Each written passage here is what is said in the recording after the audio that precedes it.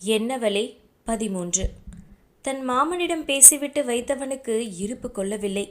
தன் தாய் வழி தந்தையாகிய தாத்தாவிடம் அவனுக்கு மிகவும் பாசம்தான். அவரிடம் மட்டுமல்ல, அந்த வீட்டில் உள்ள அனைவரிடமும் அவன் மிகுந்த பாசமுடனும் பற்றுதலுடனும் இருந்தான். ஆனால் அதை வெளிக்காட்டிக்கொள்ள அவனுக்கு சந்தர்ப்பம் கிடைக்கவில்லை என்றுதான் சொல்ல வேண்டும். அவனை அவ்வளவு அன்பாக தாங்கியவர்கள், கஷ்ட காலத்திலும் துன்ப நேரத்திலும் கூட அவனை பழித்து பேசாதவர்கள், அவனுடன் எப்பொழுதும் உறுதுணையாக இருந்தவர்கள் அவர்கள் மட்டுமே. ஏன், இப்பொழுதும் இருந்து கொண்டிருப்பவர்கள். தன் மாமனின் வீட்டிற்கு செல்லும் போதெல்லாம் ஒத்த வயதுடைய சந்தானத்துடன் அவன் எவ்வளவோ விளையாடி இருக்கிறான். ஆனால் அதன் பிறகு சற்று ஒதுக்கத்தை அவனே காட்ட ஆரம்பித்து ஒதுங்கி நின்று விட்டான். இதை பற்றி யோசித்து கொண்டிருந்தவனுக்கு மீண்டும் அழைப்பு வர, இப்பொழுது யார் என்று பார்த்துவிட்டு அழைப்பை ஏற்றான். அவனுடைய மருத்துவமனையிலிருந்துதான் தலைமை மருத்துவரின் செயலாளர் அழைத்திருந்தார். அழைப்பை எடுத்து காதிற்கு கொடுத்தவன் ஹலோ என்பதற்கு முன்பாகவே எதிர்முனையில் சற்று பதட்டமான குரல், டாக்டர், அவசரமான டெலிவரி கேஸ் ஒன்று வந்திருக்கு. உங்களோட பேஷண்ட் தான். நீங்கள் இன்னைக்கு லீவுன்னு சொல்லியிருக்கீங்க, ஆனால் அவங்கள அட்மிட் ஆயிட்டாங்க. அதுதான் உங்களுக்கு இன்ஃபார்ம் பண்ணுறோம் என்று கூறினார். அவன் தன்னை மீட்டுக்கொண்டு, பேஷண்ட்டோட நேம் என்ன, அவங்களோட இப்போதைய ஸ்டேட்டஸ் என்ன என்று கேட்டான். மருத்துவத்திற்கு வந்திருந்த அந்த பெண்ணின் பெயரை கூறியவர் பின்பு, பனிக்குடம் உடஞ்சி லிக்விட் எல்லாம் ஃப்ளோ ஆயிடுச்சு. அவங்க ஹாஸ்பிட்டலில் வரும்போதே அந்த கண்டிஷனில் தான் இருந்தாங்க. அட்மிட் பண்ணிட்டோம். நார்மல் டெலிவரிக்காக வெயிட் பண்ணுறோம். நீங்கள் வந்தீங்கன்னா நல்லா இருக்கும். கொஞ்சம் கிரிட்டிக்கல் தான். ஷைலஜா மேம் காலையிலேருந்து டியூட்டி பார்த்துட்டு வீட்டுக்கு போயிட்டாங்க.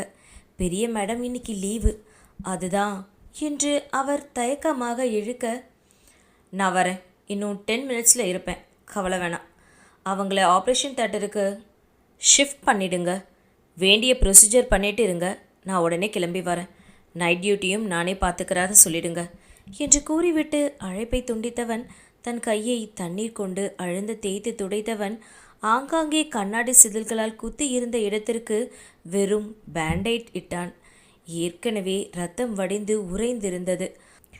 ஆங்காங்கே அவன் உடம்பிலும் குத்தி இருந்த அனைத்திற்கும் சாதாரண பேண்டைடை ஒட்டி வைத்தவன் அதன் பிறகு சடுதியில் தன்னை தயார்படுத்தி கொண்டு மருத்துவமனைக்கு கிளம்பியிருந்தான். அவன் உள்ளே நுழையும் போதே வேறு ஒரு நர்ஸ் அவனுக்கு உதவி புரிவதற்கு நிற்க, சிஸ்டர் சுபத்ரா இல்லையா என்று கேட்டான். இல்லை சார், அவங்க டியூட்டி பார்த்துட்டு போயிட்டாங்க. நான் தான் டியூட்டியில் இருக்கேன். பெரிய டாக்டர் என்ன தான் உங்களுக்கு அசிஸ்ட் அனுப்பியிருக்காங்க என்று அந்த பெண் செவிலியர் பொறுமையாக கூற, ஓகே, பேஷண்ட்டோட கண்டிஷன் என்ன என்று கேட்டான். அவங்கள டெலிவரி ரூமுக்கு அனுப்பியாச்சு. நார்மல் டெலிவரிக்கு வெயிட் பண்ணுறோம். இன்னும் நேரம் எடுக்கும்னு நினைக்கிறேன் என்றால் அந்த பெண் செவிலியர். வைட்டல்ஸ், பல்ஸ் எல்லாம் செக் பண்ணியாச்சா? பண்ணியாச்சு டாக்டர், நார்மலாக தான் இருக்காங்க. சுகர் கூட அவங்களுக்கு இல்லை. ஓகே என்று வேகமாக நடந்தவன் தன்னுடைய அறைக்கு சென்று ஆப்ரேஷன் தேட்டருக்கான உடைகளை போட்டுக்கொண்டு அவன் வெளியே வரும்போது சரியாக ஒருவனின் மீது மோதி நின்றான். மோதியவன் அவனின் உடையை கவனித்துவிட்டு, சாரி டாக்டர், பார்க்கல என்று முதலில் மன்னிப்பு யாசித்தான் சரவணன். அவனை பார்த்ததும் ஒரு நொடி திகைத்து நின்றவன் பின்பு தன்னை சமன்படுத்தி கொண்டு, இட்ஸ் ஓகே, நானும் கவனிச்சிருக்கணும் என்று கூறினான். இல்லை டாக்டர், நீங்கள் ரூமுக்குள்ளேருந்து வந்தீங்க, எப்படி கவனிக்க முடியும்? நான் தான் பார்த்து வந்திருக்கணும். நீங்கள் ஆப்ரேஷன் தேட்டருக்கு வேற போகிறீங்க போல என்று மன்னிப்பு யாசிக்கும் விதத்தில் முகத்தை வைத்துக்கொண்டு அமைதியாக பேசியவனை ஒரு பார்வை பார்த்தவன், ஓகே சார், பரவாயில்ல, எனக்கு அர்ஜென்ட்டாக ஆப்ரேஷன் இருக்குது, எக்ஸ்கியூஸ் மீ என்று சொல்லிவிட்டு அவனை கடந்து சென்று விட்டான்.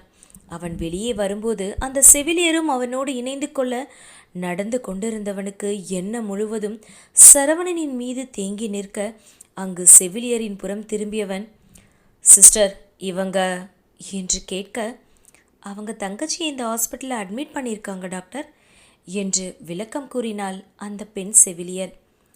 ஹோ என்று சாதாரணமாக கேட்டவன் தன்னை நிலைப்படுத்தி கொண்டு, அவங்க சிஸ்டருக்கு என்னாச்சு என்று கேட்டான். ஒன்றும் இல்லை டாக்டர், நார்மலாக தான் இருக்கிறாங்க. மயங்கி விழுந்துட்டாங்க போல, அதனால் ஹாஸ்பிட்டலில் அட்மிட் பண்ணி இருக்காங்க. ஆனால் இப்போ நல்லா தான் இருக்காங்க. ஷைலஜா மேம் தான் பார்த்துட்டு போயிருக்காங்க. டிஸ்சார்ஜ் ஆயிட்டாங்களா என்றவன் மீண்டும் கேள்வியை எழுப்ப, இல்லை டாக்டர், நாளைக்கு பெரிய டாக்டர் பார்த்துட்டு தான் டிஸ்சார்ஜ் பண்ணுறதா சொல்லியிருக்காங்க. இன்றைக்கி ரேவதி மேம் லீவு. அது மட்டும் இல்லாமல் அவங்களுக்கு ரிப்போர்ட் எதுவும் இல்லை, மிஸ் பண்ணிட்டாங்களாம். நம்ம ஹாஸ்பிட்டலில் இன்றைக்கி தான் ஃப்ரெஷ்ஷாக எல்லா ரிப்போர்ட்டையும் எடுத்திருக்கும். பார்த்த வரைக்கும் எல்லாமே நார்மலாக தான் இருக்குது. பட் பேஷண்ட் ரொம்ப அனிமிக்காக அன்ஹெல்த்தியாக இருக்காங்க. அதனால் ட்ரிப்ஸும் விட்டமின்ஸ் இன்ஜெக்ஷனும் சேர்த்து ஏற்றிக்கிட்டு இருக்கும். நாளைக்கு அவங்க ஹெல்த் கண்டிஷனை பார்த்துட்ட பிறகு டிஸ்சார்ஜ் பண்ணுறதா சொல்லியிருக்காங்க என்று அவர்கள் பேசிக்கொண்டிருக்கும் போதே ஆப்ரேஷன் தியேட்டரும் நெருங்கி விட்டிருந்தது. அதற்கு மேல் எந்த சிந்தனைக்கும் பேச்சுக்களுக்கும் இடம் கொடுக்காமல் மருத்துவம் அவனை தழுவிக்கொள்ள அந்த பெண்ணின் உடல்நிலையை பரிசோதித்துவிட்டு ஒரு புதிய உயிரை பூமிக்கு அறிமுகப்படுத்தும் அத்தியாயத்திற்குள் புகுந்து விட்டான்.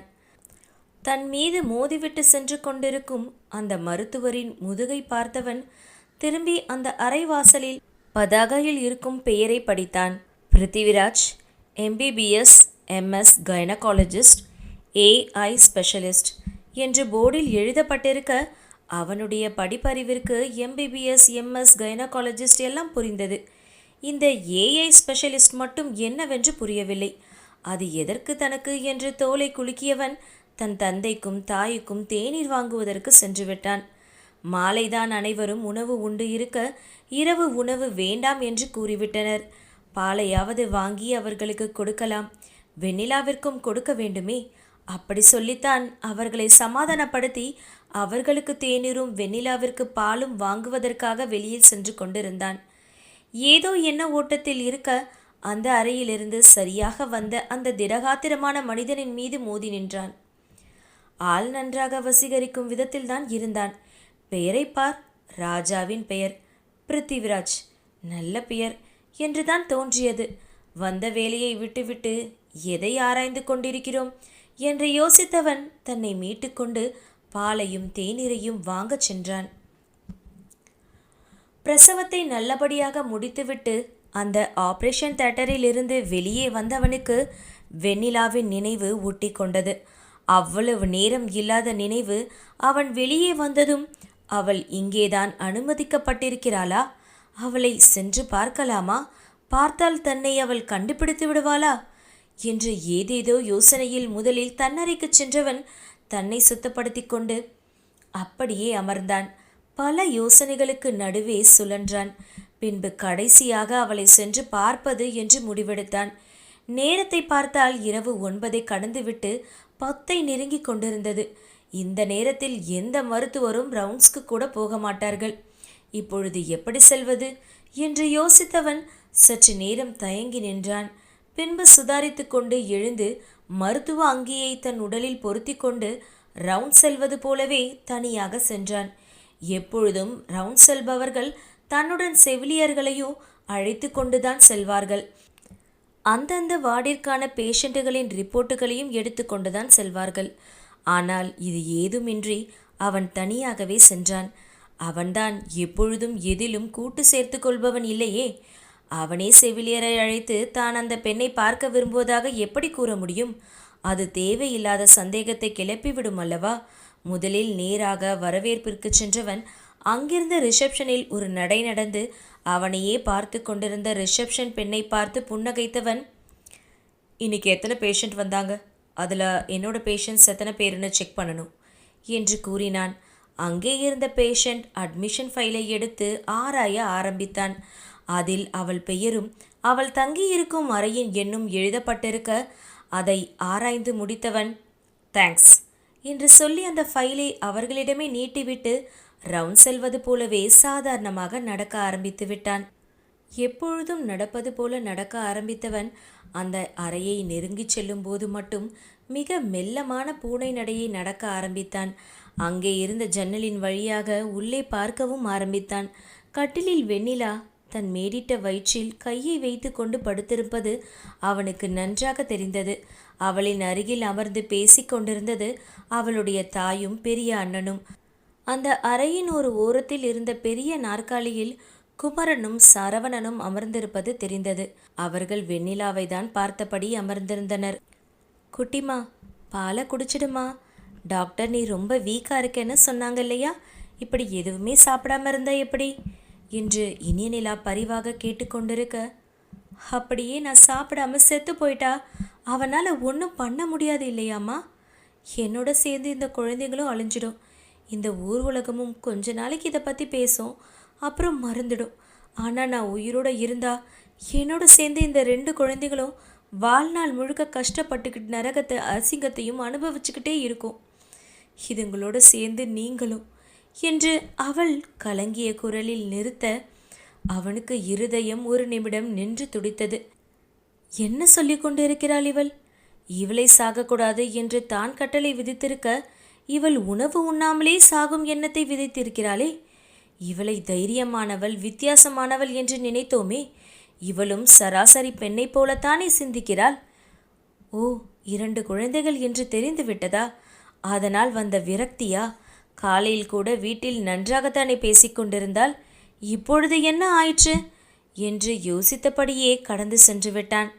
ஏனோ அந்த பேச்சை கேட்ட பிறகு உள்ளே செல்லும் தைரியம் அவனுக்கு வரவே இல்லை. எங்கே அவன் உள்ளே சென்று அவள் அவனை கண்டுபிடித்து விடுவாளோ என்ற எண்ணம் தோன்றிவிட, தன் தாடையை நீவியவன் அதிலிருந்த தாடியை உணர்ந்து, நாளை முதல் வேளையாக இதை அகற்ற வேண்டும் என்று மனதிற்குள் எண்ணியவன் தனது அறைக்குள் சென்றான். அன்று இரவு அவன் பார்த்து கொள்வதாக கூறிவிட, அவனால் வீட்டிற்கும் செல்ல முடியாத நிலை. வெறும் மகப்பேறு மட்டும் பார்க்க வந்திருந்தால் பார்த்துவிட்டு உடனே அவன் வீட்டிற்கு சென்றிருக்கலாம். ஆனால் அவனோ இரவு தானே அங்கிருந்து பார்த்து கொள்வதாக சொல்லிவிட, அது இரவு நேர வேலையில் சேர்ந்துவிட்டது. இப்பொழுது அவனால் வீட்டிற்கு செல்ல முடியாது. காலை வரை பொறுத்திருந்தவன் விடிந்ததும் உடனே வீட்டிற்கு சென்றவன் முதலில் ஷேவ் செய்தான். அவளின் முன்பு மாஸ்கை அணிந்து கொண்டு செல்லக்கூடாது என்று முடிவெடுத்தான். தாடியை எடுத்த பிறகு அவனே அவனின் முகத்தை வெகு நாட்களுக்கு பின்பு பார்ப்பது போல தோன்றியது.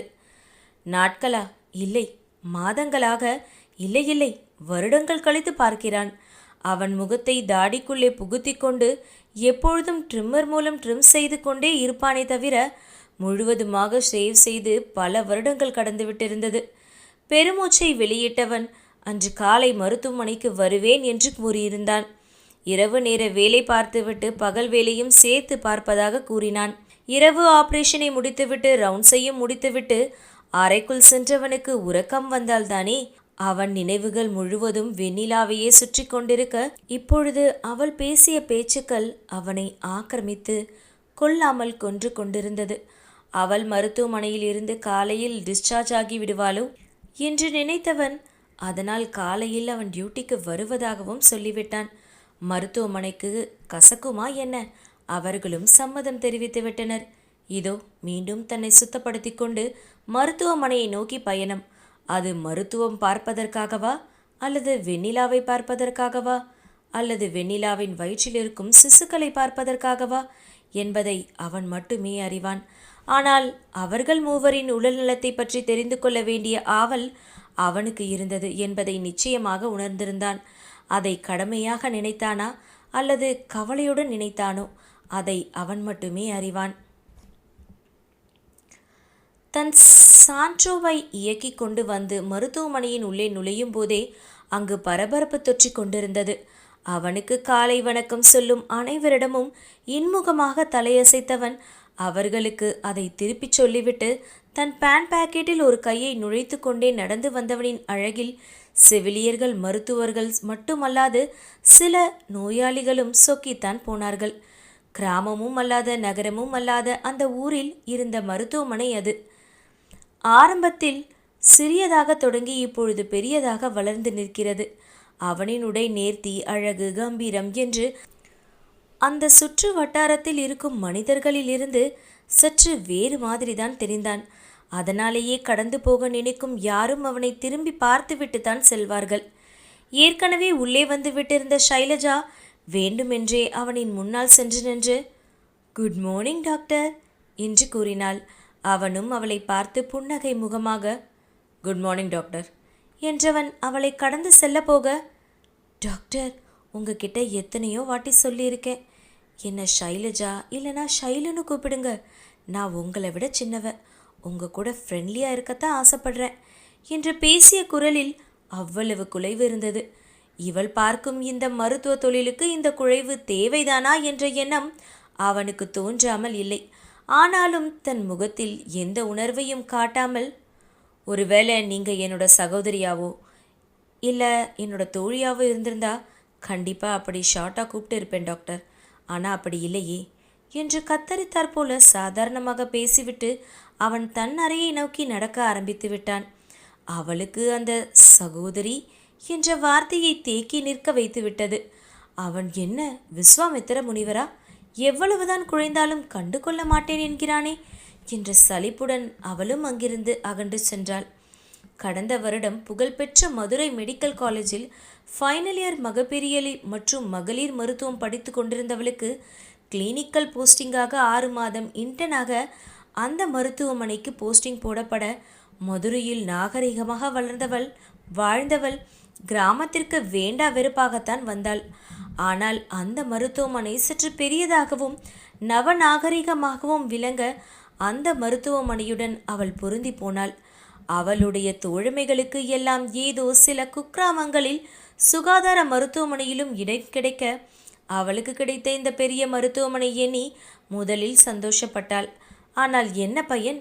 சுற்றி இருக்கும் கிராமங்களில் இருக்கும் வருபவர்கள் எல்லாம் சற்று காட்டான்களாகவே இருக்க நொந்து போனாள். பிரச்சனை என்ற அந்த மருத்துவமனைக்கு எதுவும் வராது. ஏனென்றால் அது அரசியல் பின்புலத்தில் உடைய ஒருவரின் பினாமியில் நடைபெற்று கொண்டிருக்கும் மருத்துவமனை. அவளுக்கு அங்கே இருந்த ஒரே ஆறுதல் பற்றுக்கோள் பிருத்திவிராஜ் மட்டுமே. முதலில் அந்த மருத்துவமனைக்கு அவள் இன்டர்னாக வரும்போது எப்போதுடா இன்டர்னை முடித்து கொண்டு தன் ஊருக்கு திரும்புவோம் என்று எண்ணிக்கொண்டு வந்தவள் இன்டர்னையும் அங்கே முடித்துவிட்டு வேலையிலும் அங்கேயே சேர்ந்திருக்கிறாள் என்றால் அதற்கு முழு முதற் காரணம் பிருத்திவிராஜ் மட்டுமே. அவனின் அழகு, ஆளுமை, சரளமாக பேசும் வெளிநாட்டு ஆங்கிலம், அவனின் மருத்துவ பின்புலம் என்று எல்லாம் சேர்ந்து அவளை அவனின் புறம் சாய்த்திருந்தது. திருமணமாகாதவன், எந்த கெட்ட பழக்கமும் இல்லாதவன், டீ டோட்டலாக இருப்பவனை யாருக்குத்தான் பிடிக்காது? பெண்களிடம் சற்று ஒதுங்கியே பழகுபவன். இவையெல்லாம் அவனின் மீது அனைவருக்கும் நல்ல மதிப்பையும் அவனிடம் பழகி சென்று பேசும் ஆசையையும் தூண்டியிருந்தது. ஆனால் யாரையும் பார்த்து பழகியதில் மட்டுமே எடை போடக்கூடாது என்பதை அனைவரும் அந்த நேரத்தில் மறந்துதான் இருந்தனர். முதலில் ஆளை கண்டு ரசித்தவள் அவனை பற்றி விசாரிக்க ஆரம்பிக்க அவன் ஜெர்மனியில் படிப்பை முடித்து அங்கே ஒரு பெரிய மருத்துவமனையில் மகப்பேறியல் மற்றும் மகளிர் மருத்துவம் மட்டுமல்லாமல் AI செயற்கை கருப்பை கருவூட்டல் நிபுணராகவும் விளங்கியவன் என்று தெரிந்த பின்னர் இவன் இந்தியாவிற்கு எதற்கு வந்தான் என்ற எண்ணம் அவளுக்கு தோன்றாமல் இல்லை. அதுவும் மாநகரங்களில் பணியாற்றாமல் கிராமத்தில் உள்ள AI பற்றி தெரியாத இந்த மருத்துவமனைக்கு எதற்காக வந்தான்? அது பெரிய மருத்துவமனையாக இருந்தாலும் அங்கு நகரங்கள் அளவிற்கு ஆர்டிஃபிஷியல் இன்செமினேஷன் பற்றிய அறிவு அவ்வளவாக இல்லை. அந்த மருத்துவமனையில் அதற்கான வழிமுறைகளும் இல்லை. அப்படி இருக்கும்போது இவ்வளவு படிப்பு படித்துவிட்டு சர்ஜரியில் சிறந்து திகழ்பவன் வெறும் மகப்பேறு மருத்துவராக இங்கே எதற்கு வந்தான் என்ற பொதுப்படையான பேச்சுக்கள் அந்த மருத்துவமனை வளாகத்தில் சுழன்று கொண்டுதான் இருந்தது. ஏன் நல்ல மருத்துவர்கள் இந்தியாவில் உள்ள ஒரு கிராமத்தில் பணியாற்றக்கூடாதா? அதுவும் சுற்று வட்டாரத்திலேயே தலை சிறந்து விளங்கும் இந்த மருத்துவமனையில் பணியாற்றக்கூடாதா என்ற கேள்விகளும் எழ அவனிடம் போய் வலிய பேசி தங்களை அவனுடன் தோழமை பாராட்ட விரும்புபவர்களும் அதிகம் அங்கே இருந்தனர். ஆனால் அவன் ஆண்கள் என்றோ பெண்கள் என்றோ எப்பொழுதும் பாரபட்சம் பார்க்க மாட்டான். யாரிடமும் ஒட்டுதல் கொள்ளவும் மாட்டான். அவன் நிறைய பேசி பார்க்க முடியும் என்றால் அது அவனுடைய அசிஸ்டாக இருக்கும் சுபத்ராவிடம் மட்டுமே. அதுவும் தொழில் முறையை தவிர வேறு கூடுதல் குறைச்சலாக எதுவும் பேச மாட்டான். அவனின் அந்த கண்ணியமே சுபத்ராவிற்கு அவன் மீதான மதிப்பை ஏற்றி இருந்தது. ஆனால் அவனுக்காகவே அங்கு வேலையில் அமர்ந்த சைலஜாவிற்கு அப்படி இல்லை. எப்படியாவது அவனிடம் முதலில் நட்பு பாராட்டி தோழமையில் உருவாக்கி பின் காதலில் அதை கொண்டு சென்று திருமணம் செய்து கொண்டு ஒன்று ஜெர்மனிக்கு பறப்பது அல்லது இங்கேயே செட்டில் ஆகிவிடுவது. அதிலும் இருவரும் மகப்பேறு மருத்துவராக இருக்க பழகுவதற்கும் தோதாகவே இருந்தது. 20 ஆண்டுகளாக அங்கேயே பணியாற்றிய மூத்த பெண் மருத்துவரான ரேவதி அங்கு தலைமை பொறுப்பில் இருக்க அவர்களுக்கு கீழேதான் பிருத்திவிராஜும் ஷைலஜாவும் பணியாற்றினார்கள். முதலில் மகப்பேறு மருத்துவத்தில் ஆண் மருத்துவரா என்று முகம் கோணிய மக்கள் அவனின் திறனையும் ஆளுமையிலும் அங்கிருந்தவர்கள் மட்டுமல்லாமல் அந்த சுற்று வட்டாரத்தில் இருந்த மக்களையும் தன் வழிக்கு கொண்டு வந்திருந்தான் பிருத்திவிராஜ். பெரும்பாலும் சுகப்பிரசவங்களை ரேவதியும் ஷைலஜாவும் பார்த்து கொள்ள ஆபரேஷன் நிலையில் இருக்கும் குழந்தை பேற்றுக்குத்தான் அவனை முதலில் அழைத்து கொண்டிருந்தனர். நாட்கள் செல்ல செல்ல அவனின் கைராசியில் அங்கு சுற்று வட்டாரத்தில் அவன் பிரசவித்த தாய் சேய் என்று ஆரோக்கியமாக இருக்க சொற்ப நாட்களிலேயே கைராசியான மருத்துவர் என்ற பெயரை எடுத்திருந்தான். அந்த டாக்டர் நல்லா பார்க்குறாரு என்ற பெயரை எடுத்து விட்டதனால் அவனுக்கென்று வரும் கர்ப்பிணி பெண்களும் அதிகமானார்கள். அது மட்டுமல்லாமல் காலையிலும் வேலை செய்பவன் இரவு என்று பார்க்காமல் எப்பொழுது அழைத்தாலும் வந்து பிரசவம் பார்த்துவிட்டு செல்வான். ரேவதி சற்று வயதாகிவிட முன்பு போல அவரால் இரவு நேரங்களில் வர முடியாமல் போனது. பிருத்திவிராஜ் அந்த மருத்துவமனைக்கு ஒரு சிறந்த மருத்துவராகவே திகழ்ந்தான். ஷைலஜா எப்பொழுதும் காலையில் மட்டுமே வருவாள். ஆனால் அவள் வேலையிலும் அவள் திறம்பட இருந்தாள். இரவில் அவளை பெரும்பாலும் அழைக்க மாட்டார்கள். அந்த பொறுப்பு எப்பொழுதுமே பிருத்திவிராஜினிடம்தான் இருந்தது. ரேவதியோ அல்லது பிருத்திவிராஜோ இரவில் பார்த்து கொள்வார்கள். அதுவும் அவசர நிலையில் மட்டுமே. ரேவதி அந்த மருத்துவமனை இயக்குனர் குழுவில் ஒருவராக இருக்க அவர் எப்பொழுது வேண்டுமென்றாலும் அவசரத்திற்கு வந்துவிட்டு எப்பொழுது வேண்டுமென்றாலும் செல்வார். மற்ற துறையை சார்ந்த பொது மருத்துவர்களில் அங்கே பகல் இரவு என்று வேலையில் அமர்த்தி இருக்க இவர்களுக்கு வந்துவிட்டு செல்வதொன்றும் பெரிய விஷயமாக இல்லை.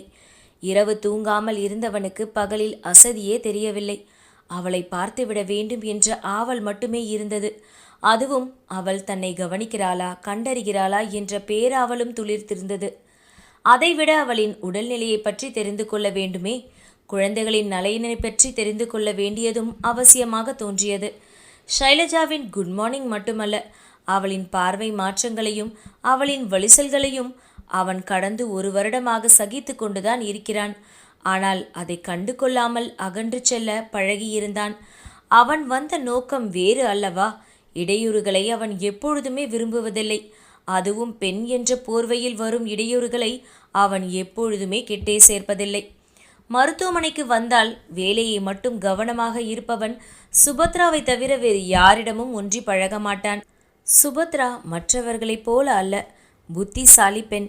வேலையில் எப்பொழுதும் கவனமாகவும் திறன்படவும் இருப்பவள்.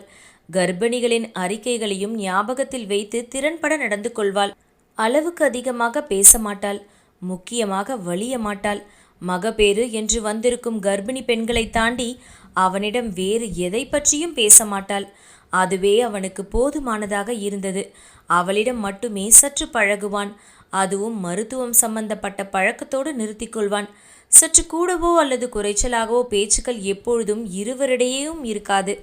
அவன் தனது அறைக்குள் நுழைந்தவுடனே கதவை தட்டிவிட்டு உள்ளே வந்தாள் சுபத்ரா.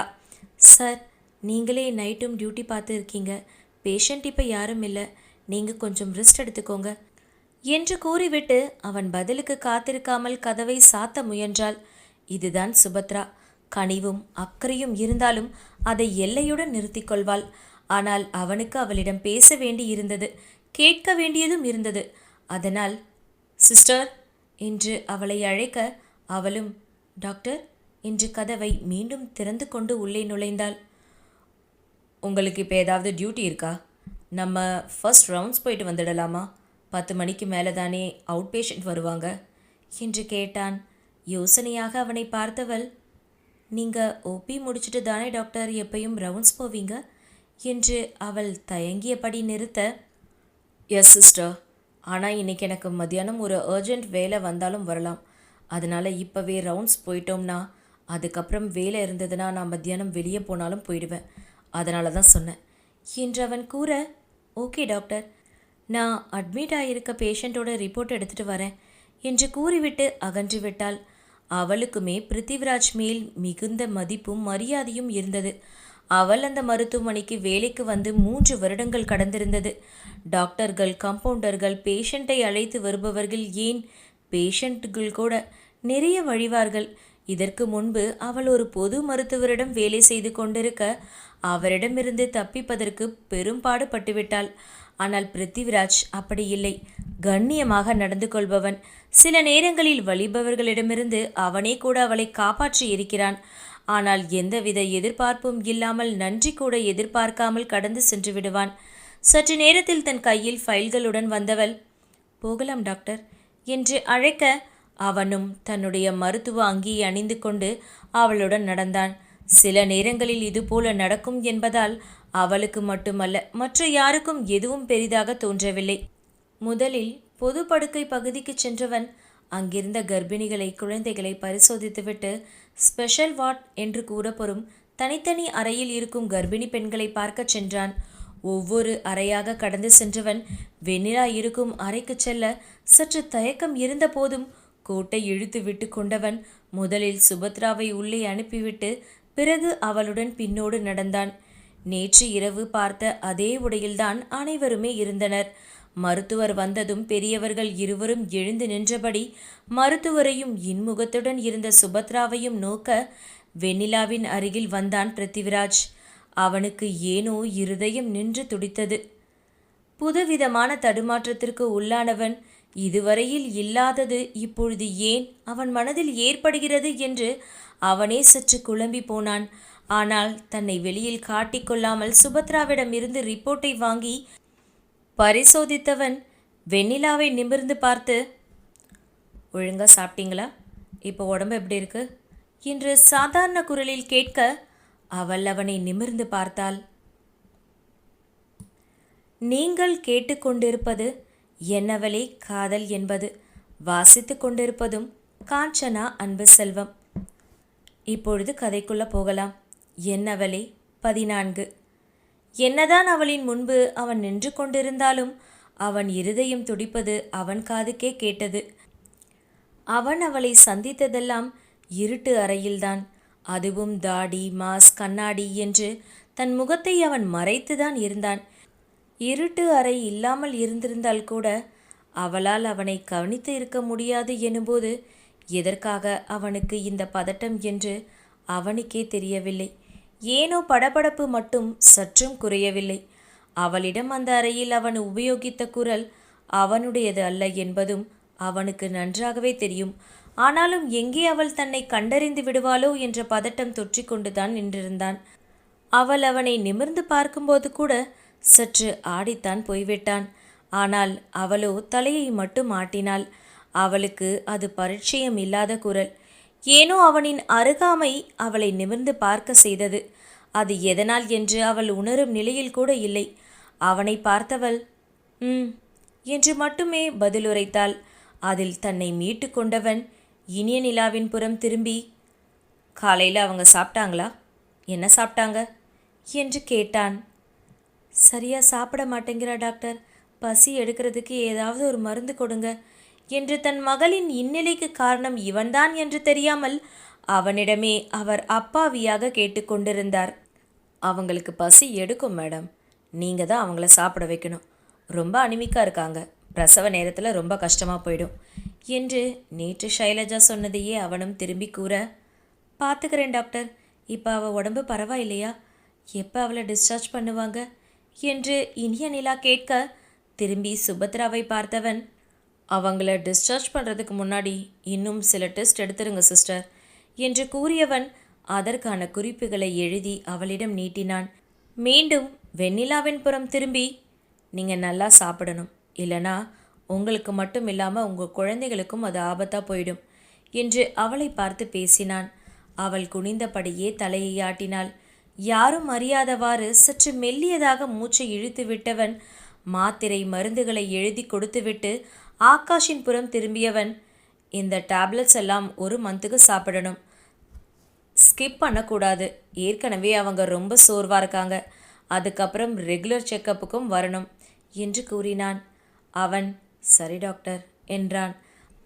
அதன் பிறகு சுபத்ராவுடன் அவன் வெளியே செல்லும்போது மிகச்சரியாக சரவணன் கையில் தேநீர் கோப்பையுடன் உள்ளே நுழைய மீண்டும் இருவரும் இடித்து கொள்ள இருந்த நிலையிலிருந்து சற்றென்று சுதாரித்த பிருத்திவிராஜ் தான் முதலில் பின்வாங்கினான். சுபத்ராவும் சற்று பின்வாங்கினாள். 2 கையில் தேநீரை கொண்டு வந்தவன் சற்று சுதாரித்து விலக முயல கையில் தேநீர் சுட சுட கொட்டியது. என்று முணங்கியவன் நிமிர்ந்து பார்த்து அவர்களிடமும் மன்னிப்பு கேட்டான். இட்ஸ் ஓகே என்று கூறிவிட்டு பிருத்திவிராஜ் சற்று ஒதுங்கி வெளியே செல்ல ஆரம்பித்து விட்டான். சுபத்ராவும் அவன் பின்னோடு செல்ல இவன் அவசரமாக அந்த தேநீர் கோப்பையை அங்கே வைத்துவிட்டு சுபத்ராவின் பின்னால் ஓடினான், அவளிடம் மன்னிப்பு கேட்பதற்காக. அடுத்த அறையில் பிருத்திவிராஜ் நுழைந்துவிட அவன் பின்னோடு செல்ல இருந்த சுபத்ராவிடம் வந்து நின்றவன் சாரி என்றான் ஒற்றை வார்த்தையாய். அவள் புருவத்தை சுருக்கி, எதுக்கு சாரி? டாக்டர் உள்ளே போயிட்டாரு, நானும் போகணும், வழிவிடுங்க. எப்போ பாரு இதே மாதிரி பண்ணிட்டு இருக்கீங்க என்று கேட்டவளின் முகத்தில் கோபம் நிறைந்திருந்தது. என்னதான் அவள் இன்முகமாக எல்லோரிடமும் பேசினாலும் தன்னிடம் வழிந்து பேசுபவர்களிடம் அவள் எப்பொழுதும் காட்டும் இந்த முகத்தை அவனிடம் காட்டிக் கொண்டிருந்தாள். அன்று அவன் காரணம் இன்றி அவள் கையை பற்றி இருந்தது அவளை அப்படி முகம் சுளிக்க பேச வைத்திருந்தது. அவன் எதையும் கண்டு கொள்ளாமல், இல்ல நேத்து நடந்ததுக்காக என்று அவன் இழுக்க முகத்தை சுளித்தவள் கண்டு கொள்ளாமல் அவனை தாண்டி உள்ளே சென்று விட்டாள். அதை சரவணன் மிகவும் அவமானமாக உணர்ந்தான். அவளின் பார்வை என்னவோ தன்னை மூன்றாம் தர பொறுக்கி போல பார்த்ததை அவனால் ஏற்றுக்கொள்ளவே முடியவில்லை. அதற்காகத்தானே மன்னிப்பு கேட்கிறான். இவள் என்னவோ பெரிய அழகி போலவும் இவன் என்னவோ அவன் பின்னோடு சுத்தும் ரோமியோ போலவும் தன்னை நினைத்து விட்டாளோ என்று சற்று கடுப்பு ஏற்பட்டாலும் பக்கத்து அறையில் இருந்து வந்த பேச்சுக்கள் மருத்துவ ரீதியாக இருக்க தோள்களை குலுக்கிவிட்டு தன் தங்கை இருந்த அறைக்குள் திரும்பிவிட்டான். வந்தவனை பார்த்த ஆகாஷ், எதுக்குடா இப்போ அந்த சிஸ்டர் பின்னாடி ஓடுற என்று கேள்வி எழுப்ப, நீங்கள் தான் அண்ணா நேற்று மன்னிப்பு கேட்க சொன்னீங்க, அதுக்கு தான் கேட்க போனேன் என்றான் எதையும் காட்டிக்கொள்ளாமல். அவனும் சாதாரணமாக, நல்லா கேட்டப்போ ரவுண்ட்ஸ் போயிட்டு இருக்காங்க, டாக்டர் அவங்க கிட்ட கோபப்பட மாட்டாரா? இப்படித்தான் வழியை மறைச்சு நிறுத்தி கேப்பியா என்று அவன் மீண்டும் கடிந்து கொள்ளும் விதமாக பேச உதட்டை ஒரு பக்கமாக சுளித்து கடித்தவன் நெற்றியை நீவியபடியே, யோசிக்கலானா என்றான். அவன் தோள்களை தட்டி கொடுத்தவன், எப்பையும் யோசிச்சு செயல்பட சரவணா, சுற்றி இருக்க எல்லாத்தையும் கவனிச்சபடி நடக்க பழகு என்று ஒரு அண்ணனாக தம்பிக்கு அறிவுரை கூறினான். அவனும் சரி என்பது போல தலையாட்டினான். ஏண்டா 2 டீ தான் வாங்கிட்டு வந்திருக்க, நம்ம 2 பேருக்கும் என்று ஆகாஷ் கேள்வியாக நிறுத்த, அண்ணா எனக்கு 2 கை தான் இருக்கு, பெரியம்மா சாப்பாடு பால் எல்லாம் எடுத்துட்டு வராங்க, தினேஷ் அவங்கள கூட்டிட்டு வந்துட்டு இருக்கான், அதனால் அப்பாவுக்கும் அம்மாவுக்கும் மட்டும் வாங்கினேன். அவனை பார்த்து புன்னகை சிந்தியவன், சரி இன்னைக்கு வேலைக்கு போகலையா என்று கேட்டான் ஆகாஷ். இல்லைண்ணா, ரவியை பார்த்துக்க சொல்லிட்டேன், வெண்ணிலாவோட இருக்க வேண்டியது ரொம்ப அவசியம்னு தோணுது என்று கூறினான். ஆமோதிப்பாக சரி என்று தலையாட்டினான் ஆகாஷ். சரவணன் இன்ஜினியரிங் முடித்துவிட்டு 3 நண்பர்களோடு சேர்ந்து சிறியதாக கன்ஸ்ட்ரக்ஷன் கம்பெனி ஆரம்பித்து 3 வருடங்கள் கடந்திருந்தது. அவர்களின் நிறுவனத்தை உத்தமபாளையத்தில் நிறுவியிருந்தனர். இப்பொழுது சற்று விருத்தி அடைந்து நல்ல நிலையில்தான் இருந்தது. முதலில் மேஸ்திரி நம்பிக்கொண்டிருந்தவர்கள் இப்பொழுது அங்கேயே தங்களுக்கு தெரிந்த நம்பகமான ஒருவன் கட்டுமான பணியில் இருக்க, தரமாகவும் வடிவமைப்போடும் இருக்க, கட்டுமானத்தின் தரமும் சிறந்து விளங்க அவனை நம்பி நிறைய மனிதர்கள் கட்டுமானத்தை ஒப்படைத்தனர். அவனைப் போலவே தான் மற்ற இருவரும் ஒன்றாக படித்தவர்கள். கல்லூரி நட்பு அப்படியே தொழிலிலும் இறங்கி 3 பேரும் இப்பொழுது நல்ல நிலையில் இருக்கிறார்கள். ஒருவன் பெயர் சிவா, இன்னொருவன் பெயர் ரவி. அவர்களுக்குள் வெண்ணிலாவை பற்றி தெரியும். அவளை தேடுவதற்காக நிறைய உதவி இருக்கிறார்கள். ஆனால் அதற்கு பலன்தான் இல்லாமல் போய்விட்டது. இப்பொழுது வெண்ணிலாவிற்கு ஆறுதலாக இருப்பதற்கு ஒரு தமையனாக அவனின் துணை தேவை என்று நினைத்தவர்கள், நீ வெண்ணிலாவை பார்த்துக்கோடா, இங்கே நாங்கள் கம்பெனியை பார்த்துக்கிறோம் என்று சிறந்த தோழமைகளாக கூறியிருந்தனர். சற்று நேரத்தில் அங்கே தினேஷ், ஹேமா, கணேசன் என்று வந்துவிட அந்த அறை இன்னும் பரபரப்பானது. உணவு வேணாம் என்று சொல்லியவளை அப்படியே விட்டுவிட முடியுமா என்ன? ஏதேதோ சொல்லி சமரசம் பேசி அவளுக்கு ஊட்டி விட்டார் இனிய நிலா. அவர்கள் சாப்பிட்டு கொண்டிருக்கும் போதே காத்தவராயன், நெடுமாறன் குடும்பத்தினரும் வந்துவிட அவர்கள் சென்ற சிறிது நேரத்தில் இளமாறன் அவன் துணைவியாருடன் வந்து பார்த்துவிட்டு சென்றான். அதன் பிறகு பெரிய மகப்பேறு மருத்துவரான ரேவதியும் வந்து அவள் உடல் மன ஆரோக்கியத்தை பற்றி தெரிந்து கொண்டு ரிப்போர்ட்டுகளையும் பார்த்தவர் சில அறிவுரைகளை கூறிவிட்டு அவளுக்கு டிஸ்சார்ஜ் செய்ய சொல்லிவிட்டு மாதாந்திர செக்கப்பிற்கு எப்பொழுது வரவேண்டும் என்ற அட்டவணையை போட்டு அவளிடம் கொடுக்க சொன்னார். அவருடன் இருக்கும் செவிலியர் அதையெல்லாம் குறிப்பெடுத்து கொண்டு அதை அப்படியே சுபத்ராவிடம் கொடுத்துவிட, முதல் நாள் அவர்கள் வந்ததிலிருந்து அவள்தானே பார்த்து கொண்டிருக்கிறாள். அவளே அனைத்தையும் சேகரித்து டிஸ்சார்ஜ் செய்வதற்கான படிவங்களை மருத்துவமனையை சேர்ந்த அலுவலகத்திற்கு அனுப்பிவிட்டு ஓய்ந்து அமர்ந்தால் உணவை உட்கொள்வதற்காக. சற்று நேரம் முன்புதான் பிருத்திவிராஜ் அன்று செக்கப்பிற்கு என்று வந்திருந்த கர்ப்பிணி பெண்கள் அனைவரையும் பார்த்து முடித்திருந்தான். சுபத்ரா ஓய்வெடுக்கலாம் என்று வரும்போது ரேவதியுடன் இருந்த துணை செவிலியர் வெண்ணிலாவின் அறிக்கைகளை சரிபார்த்து அதை மருத்துவ அலுவலகத்திற்கு அனுப்ப சொல்ல, அதையும் முடித்துவிட்டு ஓய்ந்து அவள் அமர சரியாக அங்கே பிருத்திவிராஜ் வந்துவிட்டான். எப்போதும் செவிலியர் அறைக்கு எல்லாம் வராதவன் வந்திருக்கிறானே என்று உணவு பாக்ஸை அப்படியே வைத்தவள் எழுந்து நின்றாள். நேரம் 2 மணியை கடந்து விட்டிருக்க அவள் அப்போதுதான் உணவு உட்கொள்கிறாள் என்று தெரியாமல் வந்தவன் உணவு உண்ணும் நேரத்தில் வந்துவிட்டோமே என்று சங்கடமாக உணர்ந்து, சாரி சிஸ்டர், நீங்கள் சாப்பிடுங்க, நான் அப்புறம் வரேன் என்று கூறிவிட்டு சென்று விட்டான். அவன் எப்பொழுதோ சுபத்ராவை அனுப்பிவிட்டிருக்க அவளின் உணவு நேரம் முடிந்திருக்கும் என்று நினைத்திருந்தான். எப்பொழுதும் அந்த நேரத்தில் அவன் ரவுண்ட்ஸ் போவது வாடிக்கையாக நடப்பது. ஆனால் இன்று தன் காலையிலேயே சென்று விட்டானே, அதனால் அப்போது செல்வதற்கு இல்லை என்று நினைத்துதான் அவள் உணவு உண்ண அமர்ந்தது. இன்னும் வெண்ணிலாவின் ஸ்கேன் ரிப்போர்ட்டை பார்க்க வேண்டும் என்று தோன்றிவிட அதை பற்றி தெரிந்து கொள்வதற்காகவும் பார்ப்பதற்காகவும் தான் அவளை தேடி வந்திருந்தான். ஆனால் அவள் உணவு உண்பதை பார்த்துவிட்டு சங்கடமாக திரும்பி சென்று விட்டான். சுபத்ராவுக்கு ஆச்சரியமாகத்தான் இருந்தது, இவன் இங்கேயெல்லாம் வரமாட்டானே என்று. சில நிமிடங்கள் கழிந்து அவளே அவனின் அறைக்கு சென்று, டாக்டர், திரும்பவும் ரவுண்ட்ஸ் போகணுமா என்று வந்து நிற்க, இல்லை சிஸ்டர், ரவுண்ட்ஸ் தான் காலையில் போயிட்டோமே, வேறு ஏதாவது அர்ஜென்ட் ஒர்க் இருக்கான்னு கேட்க வந்தேன். இல்லை டாக்டர், அப்படியெல்லாம் எதுவும் இல்லை, உங்கள் பேஷண்ட் யாருமே அட்மிட் ஆகலை என்று அவள் எடுத்து கூற, சாரி சிஸ்டர், சாப்பிட்ற நேரத்தில் வந்து டிஸ்டர்ப் பண்ணிட்டேன். காலையில் ஒரு பேஷண்ட்டை பார்த்தோம் இல்லையா, அவங்க ரொம்ப அனிமிக்காக இருக்காங்கன்னு சொன்னீங்களே, அவங்க பேர் என்று தெரியாதது போல இழுத்தான். வெண்ணிலா டாக்டர் என்று அவள் எடுத்து கொடுத்தாள். அவங்களோட ஸ்கேன் ரிப்போர்ட் நான் பார்க்கவே இல்லை, அதுதான் பார்க்கணும்னு நினச்சேன் என்று அவன் சாதாரணமாக கேட்க, டாக்டர், அவங்க டிஸ்சார்ஜ்னு எல்லாத்தையும் சப்மிட் பண்ணி சொன்னாங்க, இப்போ தான் சப்மிட் பண்ணிவிட்டு சாப்பிட போனேன். இந்நேரம் அங்கே ரிப்போர்ட் ரெடி ஆகிருக்கும்னு நினைக்கிறேன். அதில் எல்லாத்தையும் சேர்த்து ஃபைல் வச்சு இருப்பாங்க. நான் ஆஃபீஸ் ரூமில் இருக்கான்னு பார்க்குறேன், இல்லைன்னா பேஷண்ட்கிட்டேருந்து வாங்கிட்டு வந்து காட்டுறேன் என்று அவள் பொறுமையாக கூற, இல்லை சிஸ்டர், அதை நீங்கள் அவங்கக்கிட்டேயே கொடுத்துடுங்க. அவங்களுக்கு நேற்று யார் ஸ்கேன் பண்ணாங்க, அந்த ரிப்போர்ட் கம்ப்யூட்டரில் இருக்கும் இல்லையா, அதை நான் பார்த்துக்கிறேன் என்று கூறிவிட்டு அவன் எழுந்து நின்று விட்டான். சரி டாக்டர் என்று தலையாட்டி விட்டு அவள் சென்று விட்டாள். அந்த மருத்துவமனைக்கு ஒரு ஸ்கேன் செய்யும் டாக்டர் இருந்த போதும் மகப்பேறுக்கு என்று வருபவர்களுக்கு இவன்தான் எப்பொழுதுமே ஸ்கேன் செய்வான். அவன் வராததினால் மற்றொரு டாக்டரே அதை செய்து விட்டிருந்தார். அதனால்தான் அவன் கேட்கிறான் என்று சுபத்ரா நினைத்திருக்க, அவன் எதனால் கேட்கிறான் என்பது அவன் மட்டுமே அறிந்த ஒன்று. வெண்ணிலாவை பார்த்துவிட்டு காத்தவராயன் குடும்பத்தினர் சென்ற பிறகும் பிரபு மட்டும் அங்கேதான் இருந்தான். அவனின் முன்பு கண் பார்வையில் படும்படி நின்று கொண்டு இருந்தாலாவது அவள் திருமணத்திற்கு சம்மதிக்க மாட்டாளா என்று ஒரு நற்பாசை.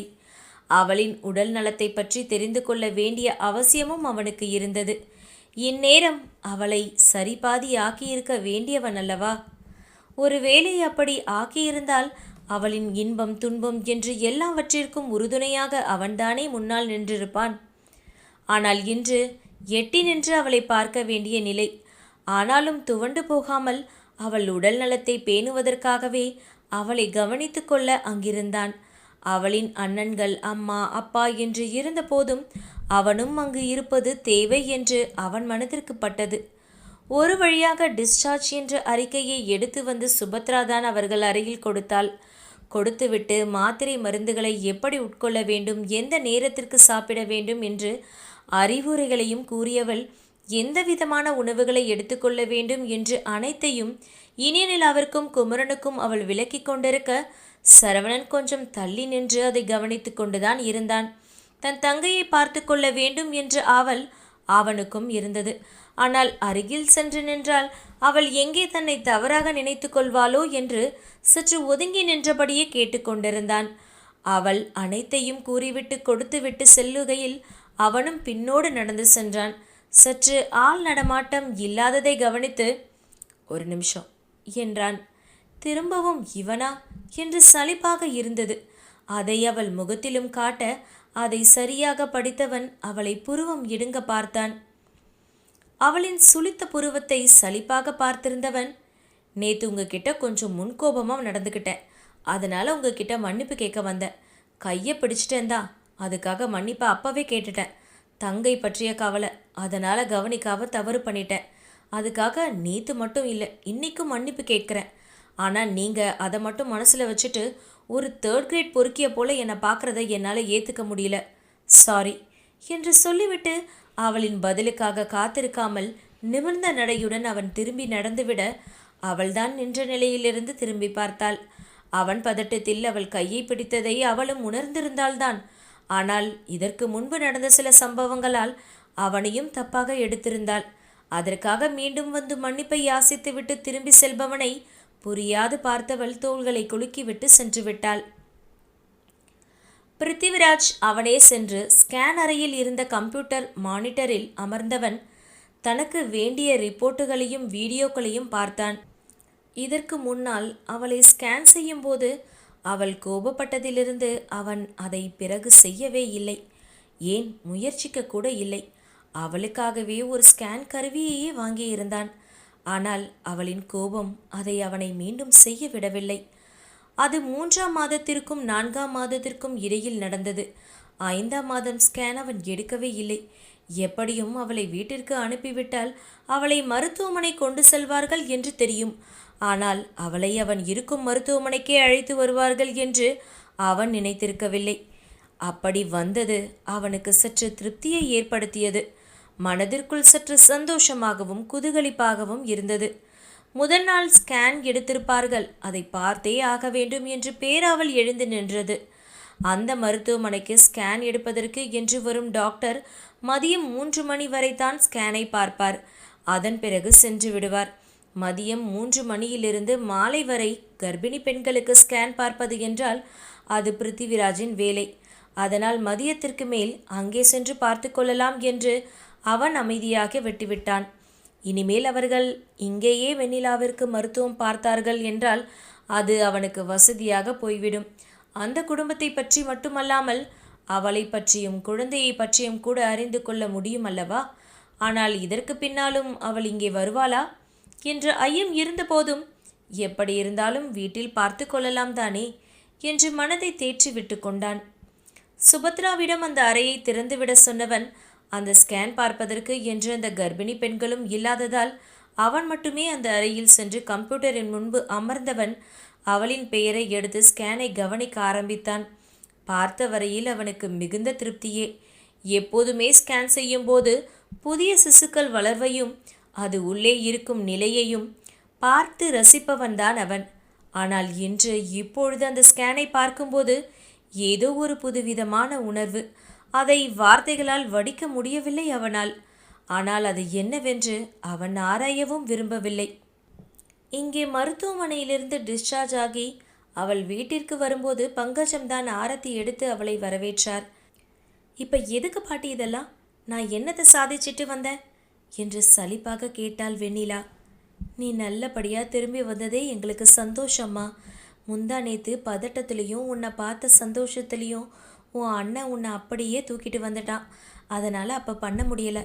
அதை தான் இப்போ பண்ணுற. இப்போ ஹாஸ்பிட்டலுக்கு போயிட்டு நல்லபடியாக திரும்பி வந்திருக்கல்ல, நீயும் குழந்தைங்களும் நல்லபடியாக இருக்கணும். அதனால் ஆரத்தி எடுக்கிறேன்" என்று அவர் கூற, எப்படி இவர்களால் தன்னை மட்டுமல்லாமல் இந்த குழந்தைகளையும் ஏற்றுக்கொண்டு வரவேற்க முடிந்தது என்ற எண்ணம் அவள் மனதில் தோன்றியது. கண்கள் கரைத்து கொண்டு தண்ணீரை வெளியேற்ற விழுவேனா என்று கேட்டுக்கொண்டிருக்க அதை அடக்கியவள் அமைதியாக உள்ளே சென்றாள். அவர்கள் வீடு பிள்ளைகளின் வளர்ச்சியால் சற்று விஸ்தாரமாக கட்டமைக்கப்பட்டிருந்தனர். கீழே 2-3 அறைகளை புதிதாக கட்டி அதே போல மேலேயும் கட்டியிருந்தனர். ஏற்கனவே கொஞ்சம் பெரிய வீடாக இருந்தது இப்பொழுது இன்னும் பெரியதாகவே காணப்பட்டது. டிஸ்ட்ரிக்ட் ஜட்ஜின் வீடல்லவா? அதில் வெண்ணிலாவின் அறை கீழேதான் இருந்தது. தாத்தா பாட்டியின் அறைக்கு அருகிலேயே மேற்தளத்தில் குமரன் இனியநிலா அறைகளுக்கு அருகிலேயே கணேசன் ஹேமாவின் அறைகளும் இருக்க அதன் அருகிலேயே இன்னும் 3 அறைகள் இருந்தது. அது ஆகாஷ், தினேஷ், சரவணன் என்று 3 பேரின் அறைகள்தான். மேலே உள்ள அறைகள் எல்லாம் சற்று பெரிதாகவே இருக்கும். முதலில் தாய் தந்தையுடன் மேலே அவர்களின் அறையிலேயே இருந்தவள் தனியாக அறைகள் கட்டப்பட்டு தனக்கு ஒரு அறை வேண்டுமென்று அந்த நேரத்தில் சரியாக கட்டுமானத்திற்காக வைத்திருந்த கற்களில் இடறி விழுந்து காலை முறித்து கொள்ள அவளின் அறை கீழே கொடுக்கப்பட்டு அதுவே அவளின் அறையானது. அவளது கால் சரியான பிறகு மேலே சென்றவள், மேலே இருக்க அறைகள் எல்லாம் பெருசா இருக்கு, எனக்கு மட்டும் சின்ன அறையா கொடுத்துட்டீங்க என்று புலம்பி தள்ள அண்ணன்கள் மூவரும் அவளுக்கு தங்கள் அறையை கொடுப்பதற்கு தயாராகவே இருந்தனர். ஆனால் அவள், விளையாட்டுக்கு தான் சொன்னேன் அண்ணா என்றவள் கீழே உள்ள அந்த அறையிலேயே தங்கிக் கொண்டாள். அப்படியே அது அவளுடைய அறையானது. தினேஷுக்கும் சரவணனுக்கும் 4 மாதங்கள் மட்டுமே வித்தியாசம் இருக்க, சிறு வயதிலிருந்து பெயரையே கூப்பிட்டு பழகியதால் அவர்கள் இருவரும் பெயரை சொல்லியே அழைத்து கொள்வார்கள். ஆகாஷை மட்டுமே அவர்கள் இருவரும் அண்ணன் என்று அழைப்பார்கள். அதே போல வெண்ணிலாவும் ஆகாஷை மட்டும்தான் அண்ணன் என்று அழைத்துவிட்டு தினேஷையும் சரவணனையும் பெயர் சொல்லியே அழைக்க, இனிய நிலாதான் 3 பேரையும் அண்ணன் என்று தான் கூப்பிட வேண்டும் என்று கட்டளை பிறப்பித்தார். சிறுவயதில் தன் தாயிடம் அதற்காக வாதிட்ட நாட்களும் இருந்தது.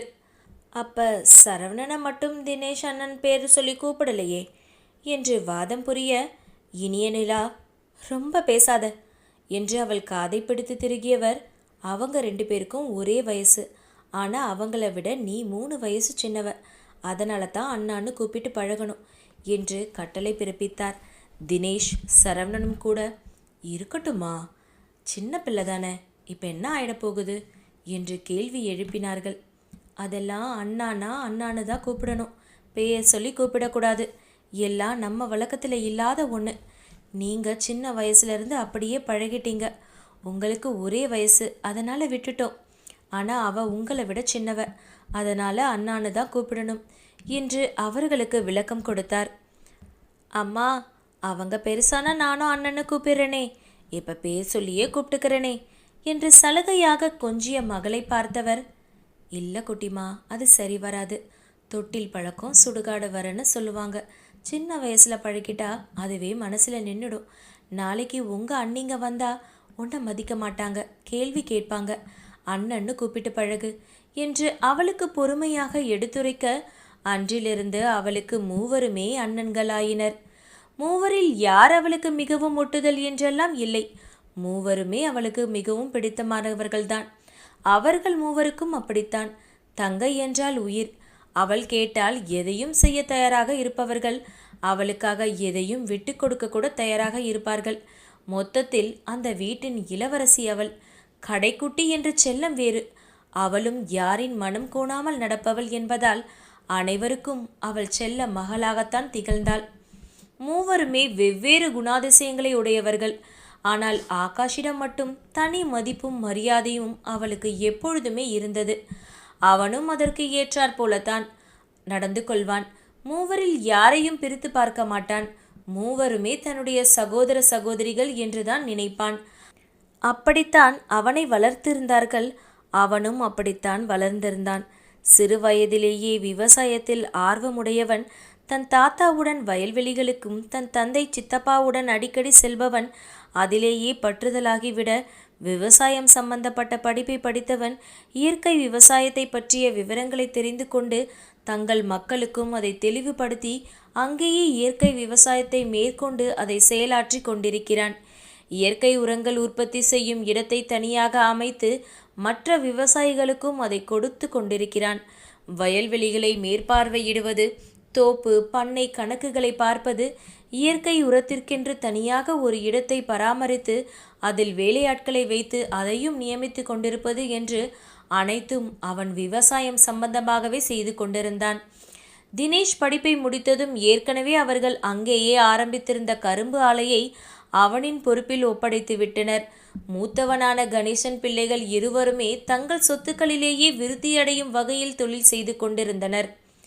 இளையவனான குமரனின் பிள்ளைகள் இருவருமே தங்களுக்கு என்று தனி வழியை ஏற்படுத்தி கொண்டு தன் தந்தையைப் போலவே தனித்து நின்றனர்.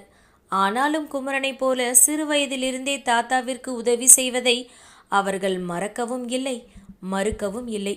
குமரனும் ஓய்வு நேரங்களில் 4 பிள்ளைகளையும் அழைத்து கொண்டு தோப்பு துறைகளுக்கு, வயல்வெளிகள் என்று ஒவ்வொரு இடமாக சுற்றி திரிந்து அவர்களுக்கு விவசாயத்தை பற்றியும் அதன் மேன்மையை பற்றியும் கூட கற்பித்திருந்தார்.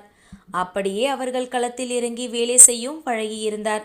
என்னதான் வயதாகிவிட்டாலும் ரங்கராஜம் இன்னும் வயல்வெளிகளை கட்டிக்கொண்டு தான் அலைந்து கொண்டிருந்தார். விடுமுறை நாட்களில் அவருடன் சேர்ந்து மூவருமே அவருக்கு துணையாக செல்ல ஆரம்பித்தது. அதன் பிறகு அவர்கள் வழியிலேயே ஒவ்வொன்றையும் எடுத்து அதை பராமரித்து கொண்டிருந்தாலும் தாத்தாவிற்கு உதவி செய்வதை அவர்கள் இப்பொழுதும் கடைபிடித்து கொண்டுதான் இருக்கிறார்கள். அவள் வீட்டிற்கு வந்ததும் மீண்டும் சொந்தங்கள் சூழ ஆரம்பித்தனர். அவள் நல்லபடியாக வீட்டிற்கு வந்துவிட்டாள் என்று தெரிந்தவுடன் லக்ஷ்மியின் குடும்பத்தினரும் ஆதி, அணு குடும்பத்தினரும் வந்து அவளை பார்த்துவிட்டு ஆதரவாக பேசிவிட்டு சென்றிருந்தனர்.